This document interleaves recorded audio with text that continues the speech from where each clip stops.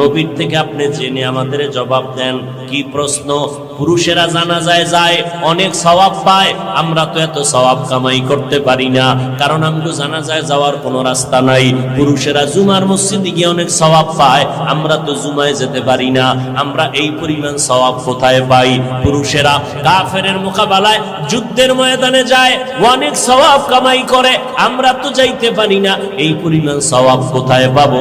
নবী কয়, ও বিবি জানাইয়া দাও কিয়ামত পর্যন্ত আনেওয়ালা নারীদেরকে, ও পর্দার আড়ালের আম্মা জানেরা, আল্লাহর নবী জানায় দিলেন, ও নারীরা স্বামীর খেদমত করো, স্বামীর মাল হেফাজত করো, সন্তানগুলোকে ঘরের মধ্যে আদর্শওয়ালা বানাও, চরিত্রবান বানাও, আর ঘরের মধ্যে নির্জন স্থানে নামাজ আদায় করো।